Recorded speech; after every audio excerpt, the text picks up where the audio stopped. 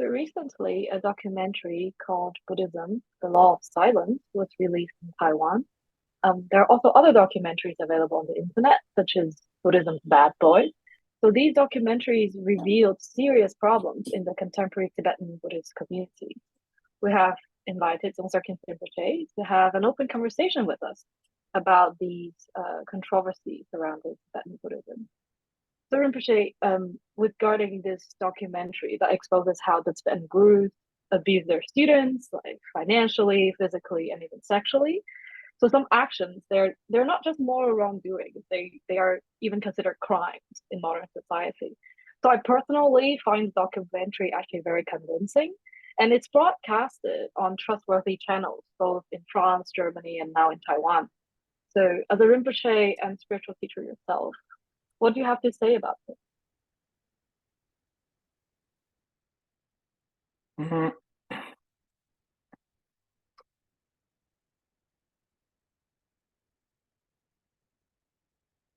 I have seen that documentary also, and I have actually watched other documentaries, as you mentioned.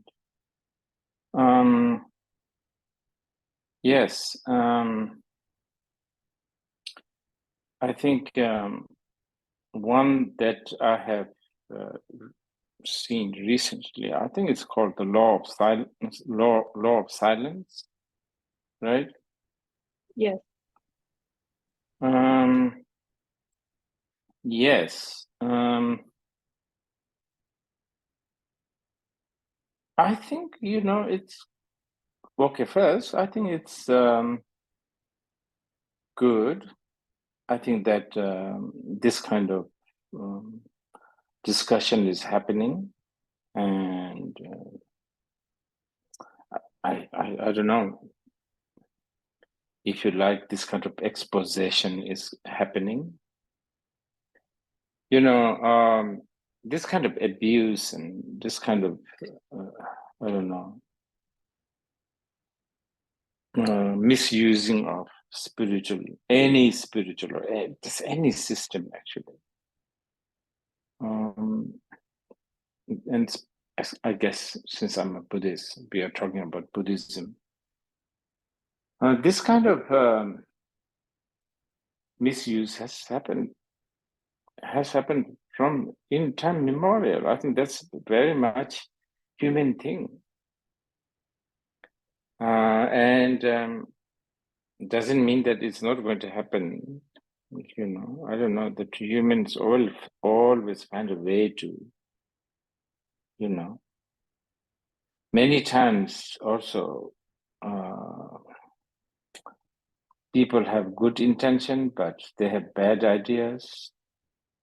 Many times people have good intentions, but their ideas are outdated. And between two human beings, misunderstandings, misconceptions happens. Anyway,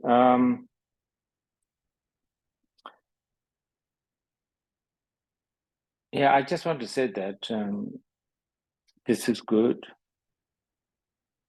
but I will say that it doesn't mean that it's not going to happen. Anyone who pursue a spiritual path, I would, urge people to really analyze, have their, heads. Sometimes, we get moved so much by our heart. I would urge people to use their head, because that's one of the thing about Buddhism.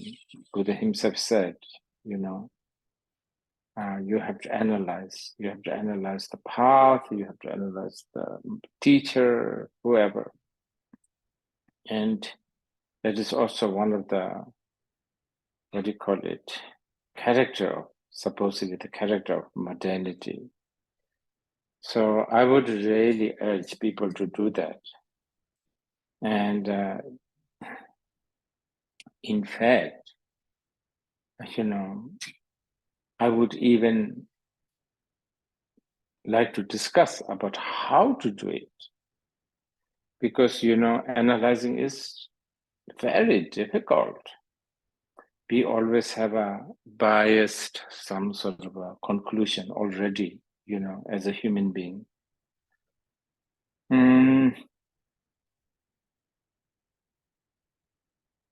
Now, having said all of this, oh yeah, another thing you were talking about, not only some of the things that happened in the, Buddhist communities, not only there were wrongdoing, morally, but they're very criminal, very much. I agree, actually, especially if you're talking about, specifically, if we are talking about what the story of the law of silence that I just watched. Yeah, I have to say, what has happened in there, I think a lot of it has happened. And yeah, it is many, yeah, I agree. They are kind of, I would say they're also very criminal, and that need to be dealt according to law of the country.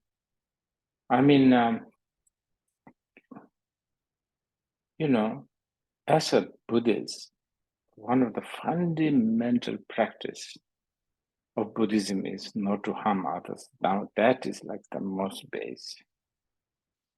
So that has to be emphasized by teachers, by students.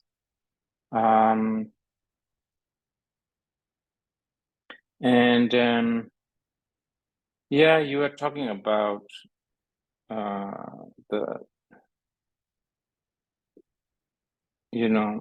whatever is being broadcasted, they were convincing. Of course,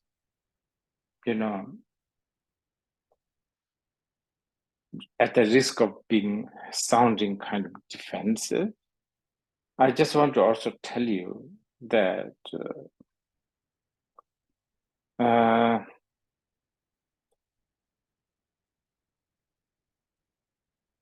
everyone will have their side of stories. And story is very powerful. As the social scientists say, this is what makes a big difference between animals and human beings, because we human beings knows how to tell story. When I watch that document, yeah, I have to say, I can understand. I have actually some part I have sympathy, but there were other parts. Yes, as much as it is convincing, I would say there's a lot of, I don't know, naivety. As usual, we human beings have that. And also, I think there's a little bit of a paradoxical, contradictory thing also there. So I guess, maybe down the line, you will have this issue may be raised. So I will, I'm happy to answer the questions. Yeah. So Rinpoche, you said that not harming others is the basis of Buddhism. And with that being the case, why didn't more Tibetan lamas like His Holiness the Dalai Lama step forward to condemn the perpetrators and apologize to victims? It seems like although there are cases of misunderstanding, as that film and other reports have shown, there are clear abuses happening in some of these communities.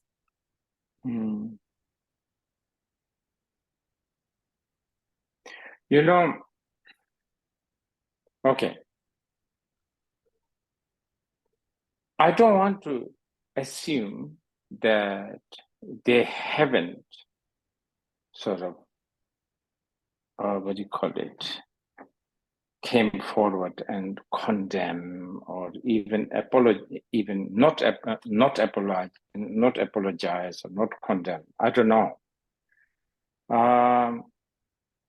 Because this is another thing. When I was watching that particular documentary, I was talking recently to one of my close associates, close friend, Jimmy Khyentse Rinpoche. We were talking about this.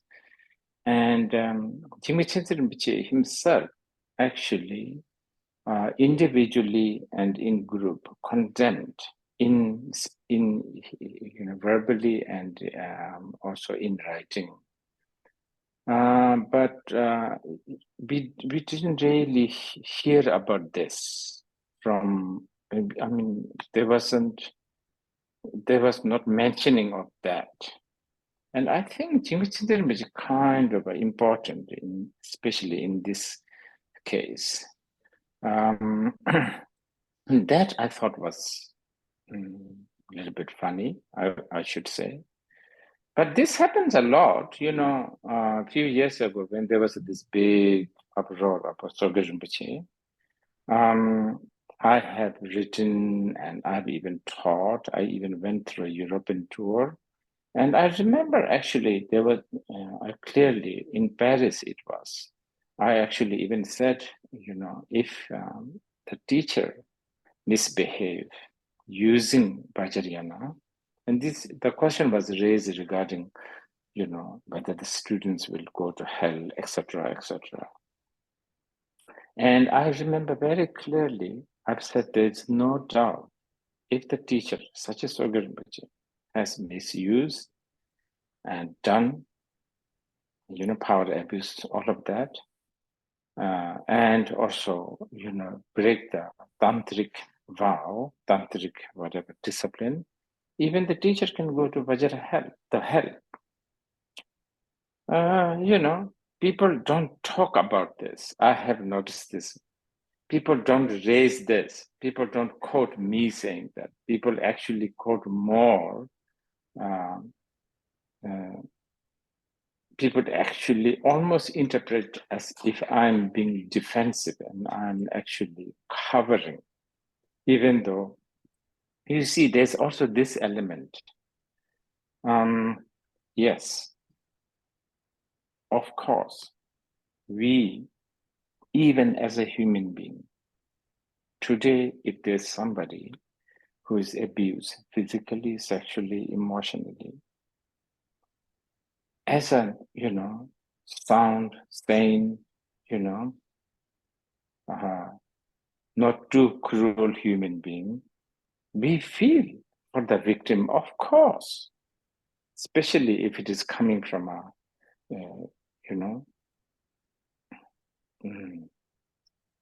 powerful person. There's that. Secondly, I'm a Buddhist, and when these things happen involving another fellow Buddhist,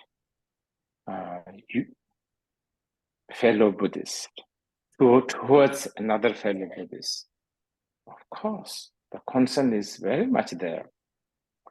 And then, on top of that, I'm supposedly this Rinpoche, I have a title, I'm expected to be a stakeholder. So even from that point of view, I feel very disturbed and very not right for the victim. But I think people have to also know, while we need to protect and really understand and have have empathy, understand, and really do what we can for the victim, as a stakeholder of the Dharma, Buddhism, Vajrayana, Tantrayana, I also have this responsibility to explain, because many times in the process of all these, people immediately blame, which is very, what do you call it? Very human. When a communist misbehaves, it's always, oh, communism is not good. It's always like that, isn't it? So that we usually do this. But it is at that time, people like us, we have a bit of a, responsibility. So we need to explain. And I guess when there's a lot of emotion going around, there's not much room to explain. And whoever does the explanation, I think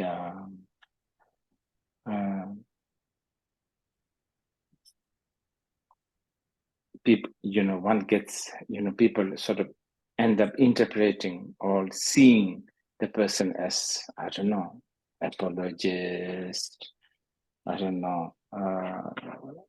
So, okay, so there's that. And you were talking about even His Holiness the Dalai Lama, why he did not condemn. Now, this is interesting for me. Actually, this is the part I was sort of mentioning earlier.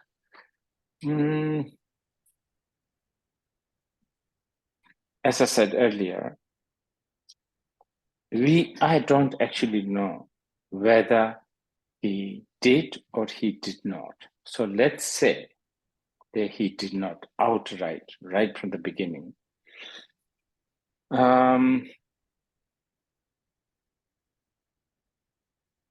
When I was watching that documentary, I think it has, there was some sort of a conference, right? Wasn't there a conference? And I had this sense that the people who were there, they were expecting His Holiness to fix it. His Holiness to somehow come and fix this and sort of command, or probably even, I don't know, punish is maybe not the right word, but I have a feeling that that is what was expected from His Holiness. And that was very puzzling for me. First, I think it's important to know that actually people don't listen. People really don't listen. I mean, we don't listen to the Buddha. Say the Buddha is the most important, right? People don't really listen. So His Holiness may have condemned and said directly, indirectly, etc., but some of these abuses, they may have not listened. Another thing, also,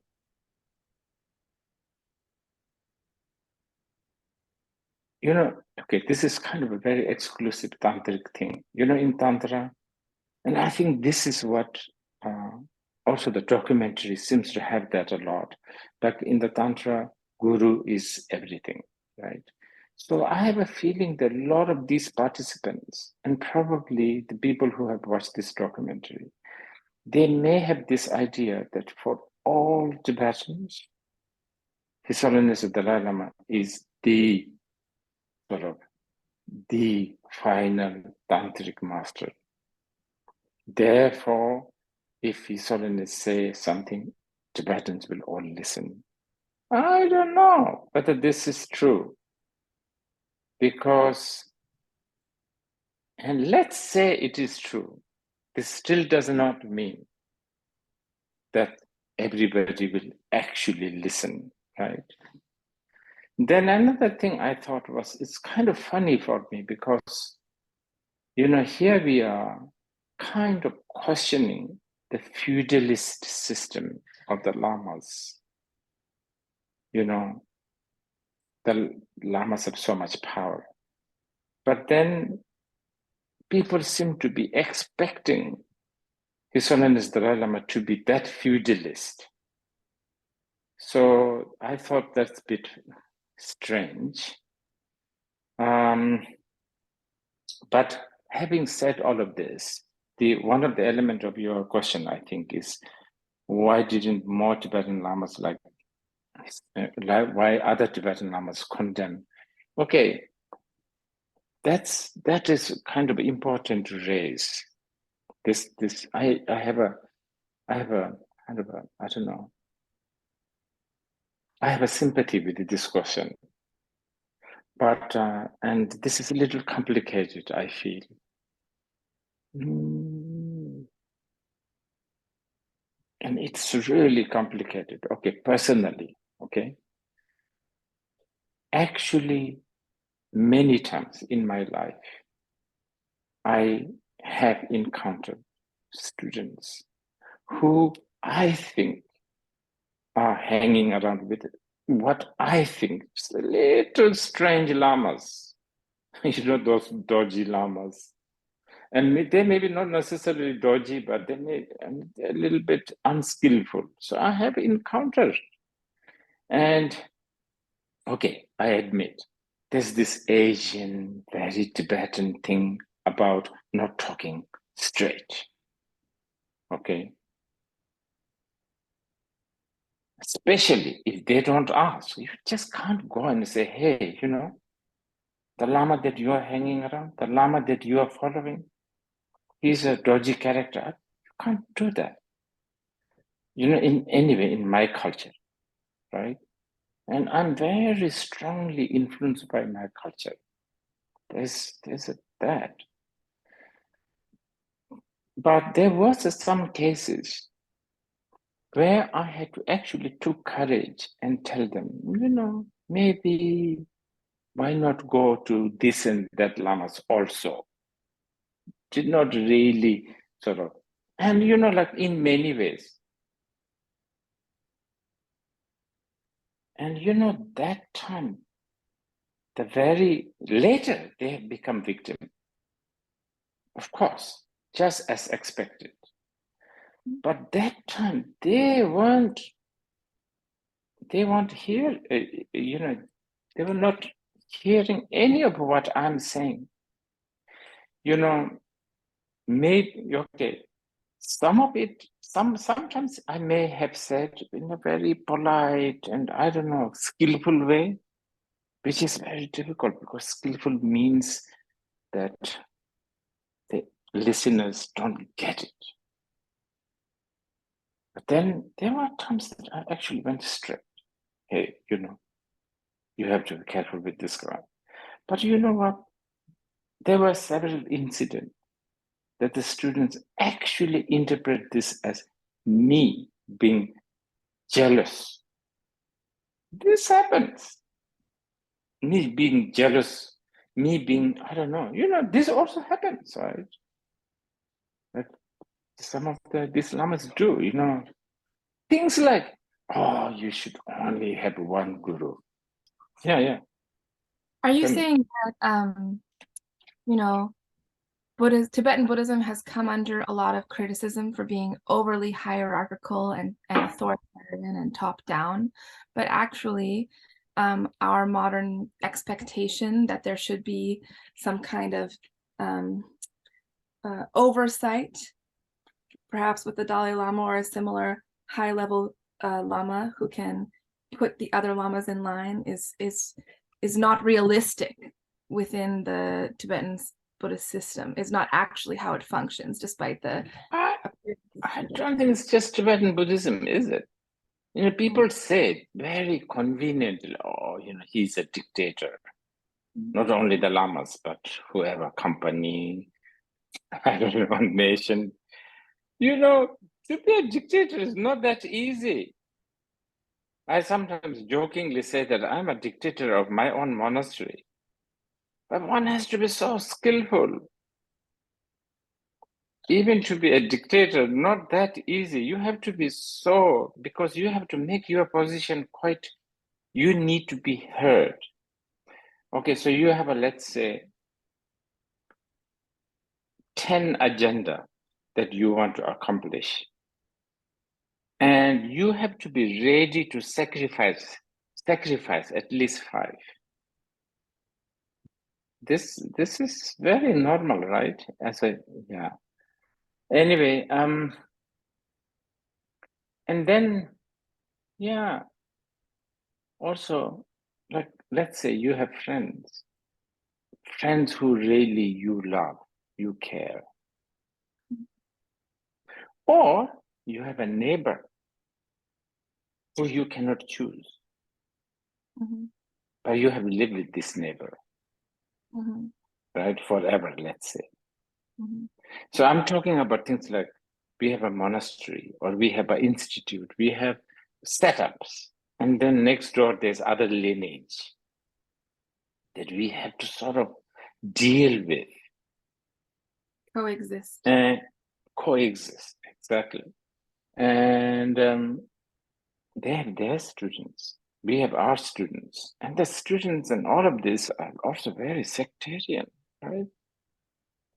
And when you have that, you have to be really careful, because a larger discord can come among two monasteries, two lineages, that can come also. So there's that to think about. So yes, some of the what I'm saying is I have a sympathy if people think that why, all Tibetan Lamas sort of line up, why they didn't line up and condemn the perpetrator, like on the first day, because. But how is that different from any other institution where, like those in power are protected? Isn't Buddhism supposed to go beyond caste and beyond all of these systems? It's your own enlightenment. Sure, yes. That's why, I always say Buddhist and Buddhism are two different things. Buddhists are human beings. They have all the human trait. They have all the human flaw. Doesn't, look, it's not like all Buddhists do this way. There are incredible amount of Buddhists that are good and they have done good things. And even those who are not good, let's say, or those who are seen as not good. Okay, one thing is this. Recently there was also some condemnation to somebody like Chogyam Trungpa Rinpoche because of some of his, manners, his habit, his craziness, let's say craziness, I don't know. And there was like really a denouncement, and I've met people who belong to the family who followed Chogyam Trungpa Rinpoche, and they sort of consider themselves as a children of the parents who were sort of cult guru or whatever, so cult, but now we, the children, we don't follow this cult system. Yeah, sure, why not? At the end of the day, you are your own master, and you have to analyze. And if Chogyam Trungpa Rinpoche's way of doing things is not, sound and helpful, by all means, you should not follow. But when I'm listening to the reasons, then I'm thinking, part of my mind thinking, wow, this guy called Chogyam Trungpa, he has brought so much, joy, confidence, purpose in life, to so many people, and just from his one book, such as Shambhala Path of the Warrior, that has given a lot of people, direction and all of that. So it's kind of a pity, I think, to kind of, blanket denounce him. That's how I feel. One could always denounce whole Buddha. The guy who left his, wife and his kid. Such an irresponsible person, right? I think one of the things that many students, Buddhist students, are struggling with is Vajrayana Buddhism seems to be slightly different from Theravada and Mahayana Buddhism, where it gives so much power to these individual gurus. So yeah, you have very saint-like, enlightened gurus that would lead their students and support them. But then you can also have people that are charlatans that would take upon these roles as lamas, and they give initiations to different students. So for example, my understanding is that if I want to practice Vajrayana, I will need a guru, and I need to see this guru as the embodiment of the Buddha. So anything that this guru does is out of compassion, and something if it's something that I don't understand, it's probably their skillful means. And I shouldn't tell anyone of these, like controversial behavior, because it breaks samaya, it breaks our bond. So even if at the end I ended up being abused by my guru, then the Buddhists would say, well, it's probably your own karma that you get attracted to this guru. So somehow these concepts, they just come together perfectly to kind of rationalize any kind of abuse and exploitation system. What do you think about that?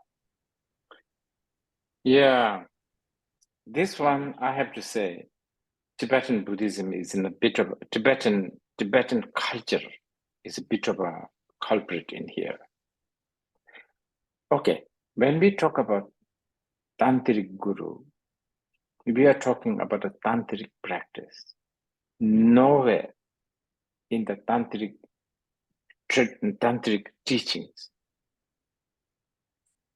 What I'm saying, okay, so let me give you the example. So it's not like I will appoint a guru for you guys, and then you have to follow this person and then see this person as the perfect and whatever, everything what you just said. That just does not exist.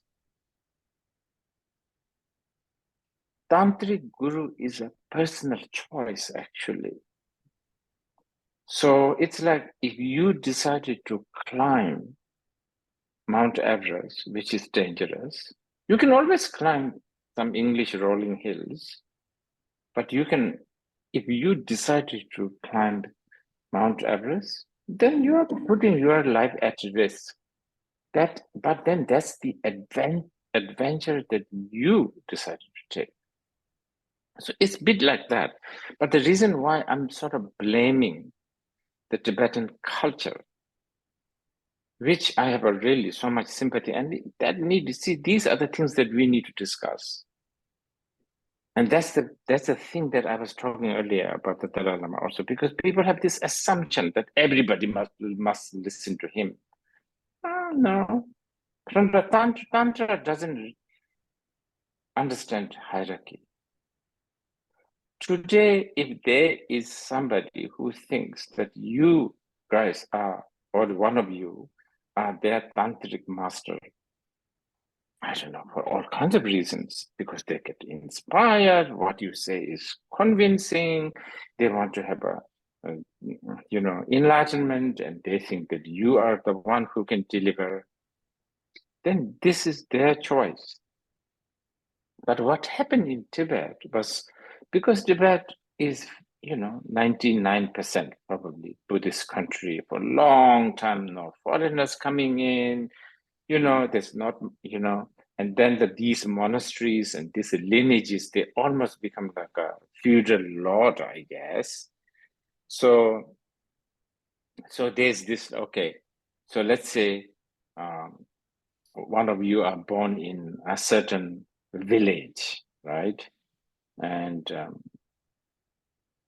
this village follows a particular lineage for generations. And because of that, you also have no choice. But also don't forget, in Tibet, even the reason why there's not much choice is also, those days, especially we are talking about the past. Now the Tibetan, situation has changed. It's, now I'm sure, I'm only talking Tibetans as an example, the Himalayas, basically. Now you can see that actually with a lot of Tibetan used to be, like Karma Kaji followers have now become, I don't know, Nyingmapa followers. Used to be Dzogchen monastery their parents may belong to sort of this family that venerate for generations after generations, Palyul or Dzogchen monastery now, sort of follow, I don't know, Sakepa masters. This, now, I mean, a lot of the Tibetans are becoming Christians, and there are a lot of Tibetans becoming Muslims. That's different now. But that's how it used to be. So I think some of the residual of that seems to be, still happening. But anyway, today I come here, and as I come here, let's say one of you decided that he is my tantric master. Okay? Now I have the responsibility. Let's say if you declare to me that you want to be my student, I have the responsibility, first of all, the responsibility goes from both ways. And this is the part that is never discussed. I feel there's a really lack of discussion on this. There seems to be always this idea that, Guru is everything. Guru is the most important thing. But a student is equally most important for the Guru. This is why in the Tantra, there is teaching such as, if the Guru does not behave, Guru will go to hell. If the student does not behave, student will go to hell. All of that is clearly stated. But Rishi, how can the Guru comes with all of the power of the institutions, of the respect, of the adoration, it's a totally imbalanced relationship. So although students should analyze and so forth, it's not really any kind of equal dynamic that's taking place. Yeah, and I just also want to add that because Tantra, like secrecy, like the fact that it's passed down to generations and that it's not so accessible in a way to, students. How am I supposed to know what's the real and authentic tantric way and Very use good. that to examine the teacher? It's both are very good questions. Requires, I think, a lot of explanations here.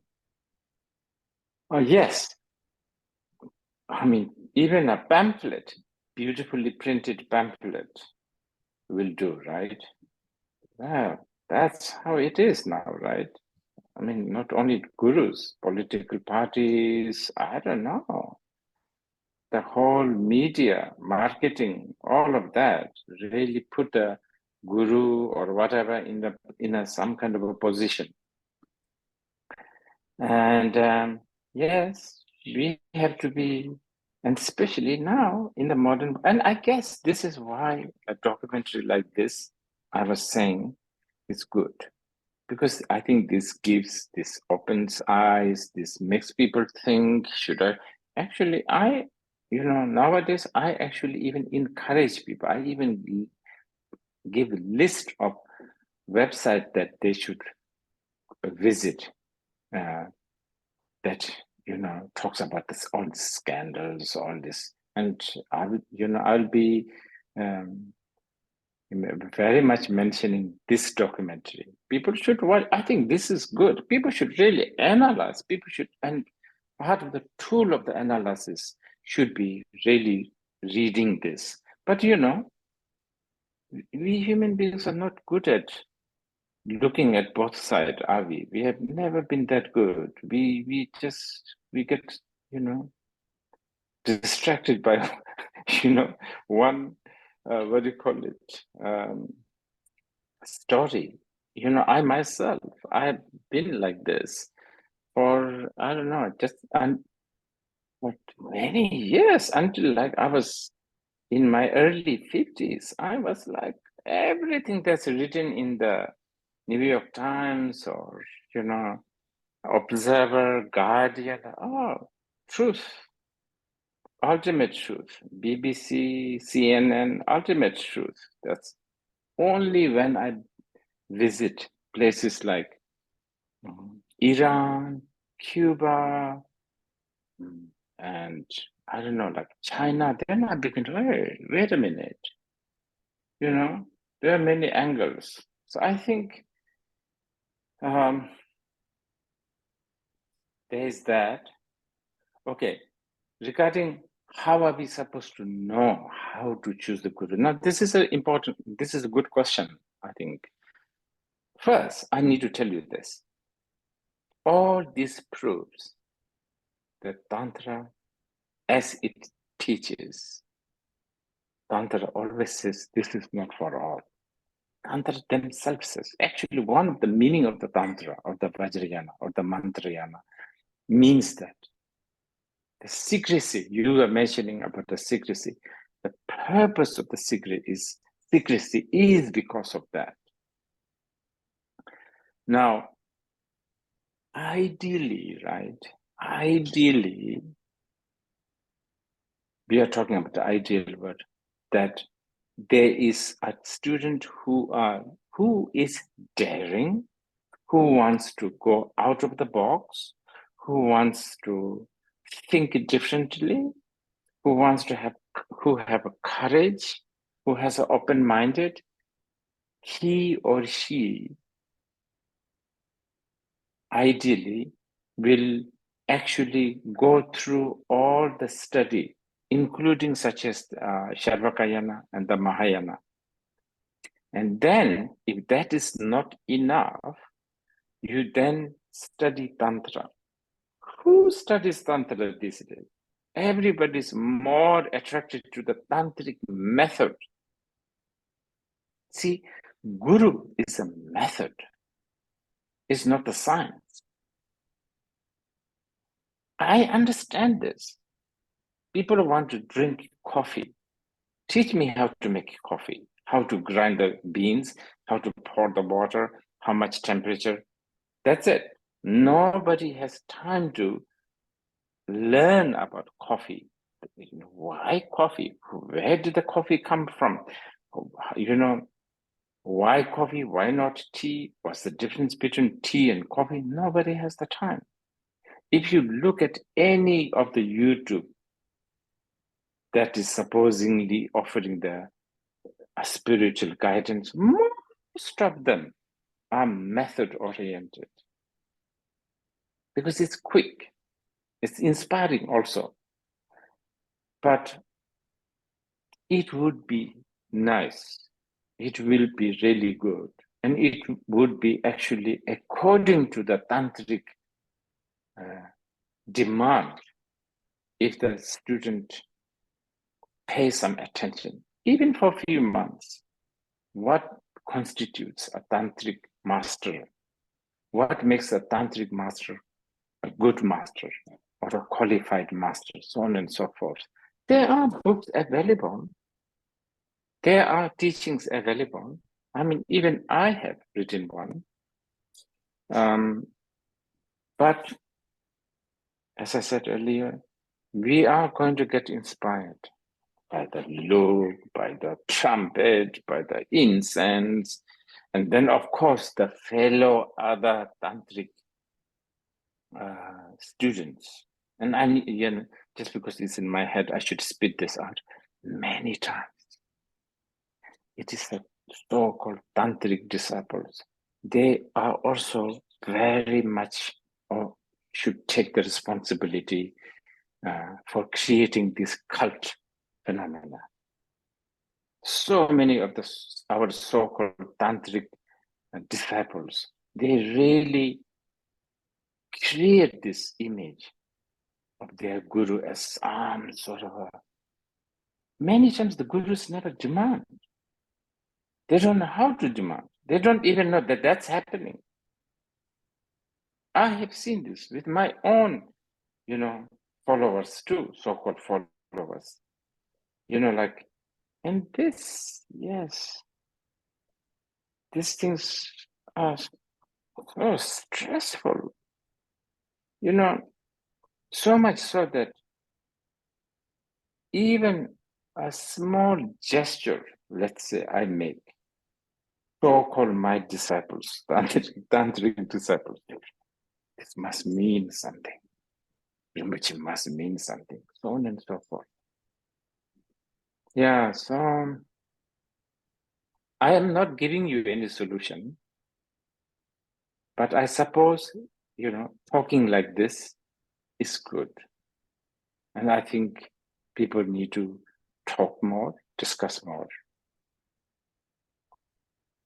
Okay, so before we close, I wanted to bring up a particular issue in light of the film and other abuses, which is that women seem particularly vulnerable to abuses by bad teachers and instructors. And there is a concept of dakini in Tibetan Buddhism that is sometimes used to justify these abuses. And could you perhaps address why women are particularly vulnerable within Tibetan Buddhism?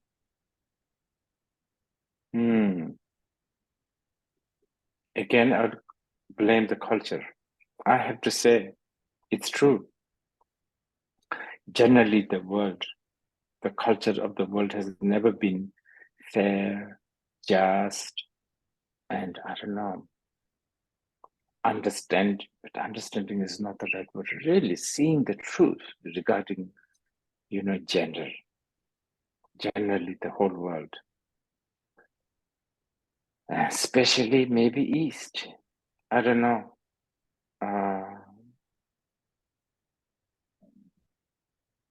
Do you think that Tibetan Buddhism is compatible with feminism, with modern feminism, coming from this? What do you mean by, I didn't get the word. What did you say? Impenetrable? Oh, sorry. Is it compatible with feminism? Oh, I see. With viewing men and women as... Buddhism, you mean? Yes, Tantric Buddhism. You see, this is the frustrating part. This makes me frustrated. This Tantra, probably the answer for all this gender problem, actually ends up becoming, you know, talking point, right? Because of, as you said earlier, that dakini business and all that, you know. But that's how it is, isn't it? The human beings will always find a way to manipulate. I mean, okay, you brought the subject of dakini. Do the people even know what that means? That's basically like saying like a meat eater, you know, like a cannibal, you know, like that, you know, as Gedun Chappell said, the word dakini is for many culture in India, it's actually a bit of a derogatory. The tantric wisdom, and this is anything that is considered bad, low, lower class, is, you know, raised. That was the whole point. You know, like between right hand and left hand in traditional society like India, the, you know, left hands are considered really lower. Here comes the Vajrayogini Tantra, where it even calls themselves the left hand lineage. So this is the whole purpose of the hyping up the dakini, is because that society really looks down at women, especially, and using, you know, like derogatory term like dakini. Down the line, centuries after centuries, the very method to elevate and to understand the non-duality of the gender is now, I'm sure there are tantric, I don't know, teachers or opportunists who will use, oh, you know, you are a dakini, you know, all of that with all sorts of vested interest in their head, sexual, I don't know, financial, all of that. Look, again, if people can understand the philosophy of the Tantra, as I just put it, you know, it's a bit like the meat situation. Why the Tantric people eat meat? You know, often I've been asked this question. The Tantric people don't eat, you know, eating meat has got nothing to do with the Tantric path has the license to eat meat. Actually, again, it's like in the past in India, in the Brahmanical culture, you know, Brahmanical India, meat is considered really bad. They are not only just meat, alcohol, onion, garlic are considered really bad. So that what does Tantra do? Tantra, you know, it's a Tantra is to really, you know, to really, it's a path that promotes going out of the norm, out of box thinking. That out of, you know, going out of the box has problem because that's, you know, yeah. I can see that, yeah, we have a different understanding of Dakini because right now when we talk about Dakini, we're imagining young girls surrounding the guru. And thank you very much for clarifying that. And I think another topic that we actually don't talk enough about is money. So while, you know, these scandals go on, there's actually a lot of money exchanging hands. And as part of documentary shows, it might be financial interest behind that's why some teachers don't stand up because, you know, the financier of the monastery is one of the criminal and everybody finances a bit of everything from everyone else. Do you see any willingness and effort to increase transparency and accountability among the Tibetan lamas? Good that you brought. Actually, this one is the really, really inconvenient problem, inconvenient thing. Money, wealth, it has always been. There is a reason why Shakyamuni Buddha, in his most, you know, you know, sort of most common appearance comes with a begging bowl, promoting, you know, practice of things like renunciation. There is a reason. You know, I think there's a concept called what? Right livelihood out of the 8 noble path. And actually, right livelihood is actually even interpreted by some by like this, begging. That's considered, you know, basically not storing, no bank account, no fixed deposit, no fridge even, no storeroom. That is how it should be. Okay, again, there's that. There's the individual, okay? But come to think about it, why is Buddhism weak? Buddhism is probably one of the weakest religion, maybe along with Jainism, Jain, because Buddhism don't have this powerful patronage. When Buddhism actually had this powerful patron, such as Ashokas, such as Kanishkas, Kublai Khan, Genghis Khan, Tang Dynasty, Ming, then Buddhism actually had, you know, from the human being's point of view, it served its purpose. It is because of, thanks to the money, basically, Buddhists managed to build monasteries, build institutions, and train people, you know, build schools, so on and so forth. So money, from this point of view, is very, very important. But as you said, this comes with a problem. It gets complicated. And actually, in that document, that documentary I was talking about, I was saying right at the beginning, I could feel there's a lot of naivety from the people also. Let's say, you put into this position where suddenly you have nowhere to live, you are like a gypsy, you are homeless, or you are living in somebody's, backyard, and you think you have something so precious, such as, I don't know, religion, culture, art, music, and you think you have this mission to protect for your next generation. And then suddenly, people come and there are people who give, they will give, right? And, I want to be, I want to go a little bit strong here. Probably some of the listeners may not like this, but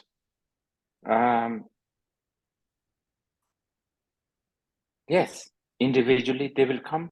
And how many of them will come without their own interest? Many of these people who support, they have their interest.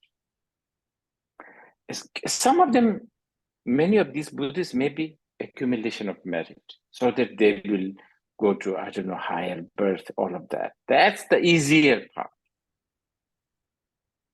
Some of them want to become a fame. Some of them want to actually, there's a lot of fishy things also. Some of them may be raising from other sources. That happens a lot. Oh, I'm supporting so-and-so, pathetic, sort of destitute beggars out there. And then they gain fame, and then they might not even give the whole. This happens too, right? There's a lot of that. And government. Have you thought about that? They are government who gives. And these governments, they have their agendas, vested interest.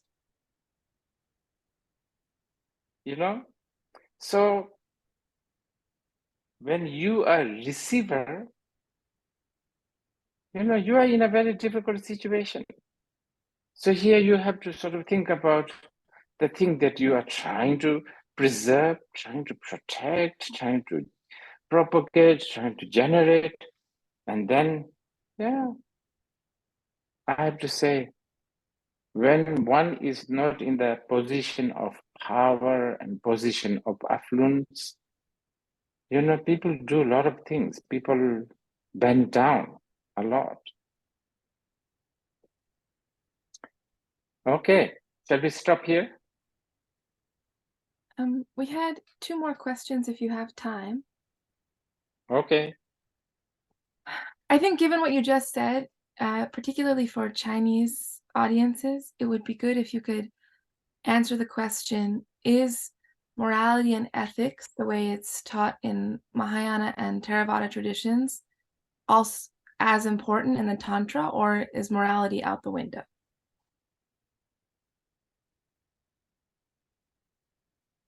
Okay, this is a big question.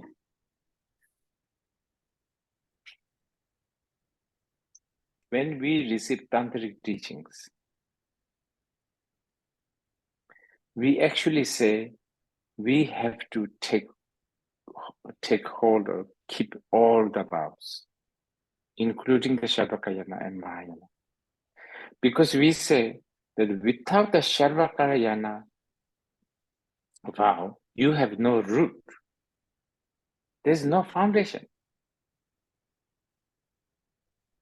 Then, without the Mahayana vow, Mahayana, precept, you have no that shoot, the stem. So Vajrayana has no place to sort of stand on or dwell in. So Bodhisattva Yana's, precept, vow, therefore, I guess, I'm talking about morality and ethic here, is there. Plus, there is the Vajrayana. So actually, when you become a tantric practitioners, you have an extra burden, right? Now, having said that, not just Vajrayana Buddhism, actually, even Mahayana, even all the other. Okay, so I will tell you this. For instance, like let's say you are a Mahayana practitioner, right? You are not a tantric practitioner, you are a Mahayana practitioner. Now, in Buddhism, stealing is, not moral, not ethical. Now, you have taken a bodhisattva vow. Now, let's say by you stealing some food or something, I don't know, and it's going to actually benefit so many people, hungry people, and then indirectly it might even help planting the seed of the bodhicitta. Would you do this or not? See, this is a question. Now, here comes the wisdom. So wisdom then takes over, you see. So if you are really, really sure, if you're confident that by you lying or stealing or whatever, that it can benefit a lot of people. In the Mahayana, there are a lot of teachings where if you don't do it, you are not a good bodhisattva, right?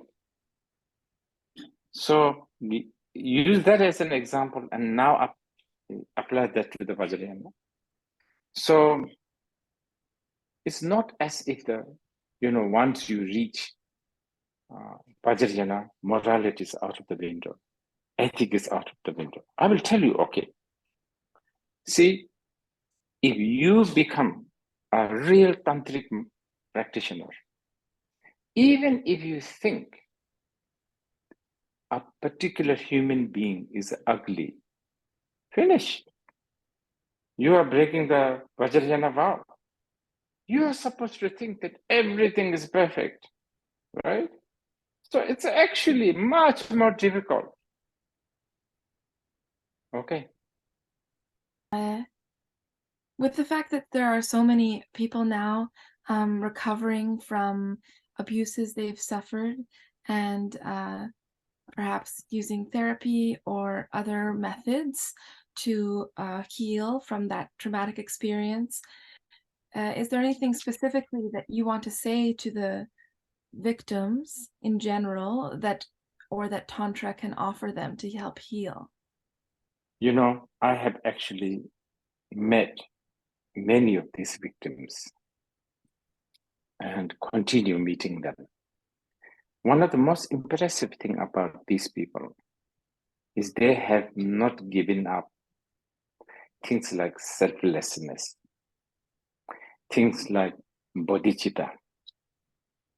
They still trust things like Four Noble Truths. That's it. As long as they have not given up the Buddha, Dharma, and the Sangha. You see, this is why I was saying, for a tantric master to cause someone losing their trust to Buddha, Dharma, and the Sangha, just because, you want to fulfill your desire. It's really not good, not at all good for whoever is doing this. Whoever's, for him, for this person. So I just want to say that. Now, But regarding the trauma and all of that, I tell you, time has changed, situation has changed. There's so many different, lifestyle. Because of that, there's a different kinds of, mental problem. I would highly recommend people to go and speak to therapists who are really good at this. They are trained, their life is trained, they have done really good study on this. And also, if exposing these things makes them feel good and feel, I don't know, like maybe they're saving others, they should do it.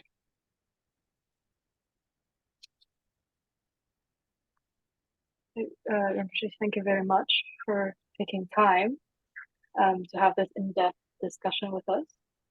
So to our viewers, this conversation may have answered some of your questions, but I believe that it has also sparked some new questions. We certainly hope that this is not the last discussion we'll have, but just the beginning of an ongoing open dialogue. So thank you very much again. Okay.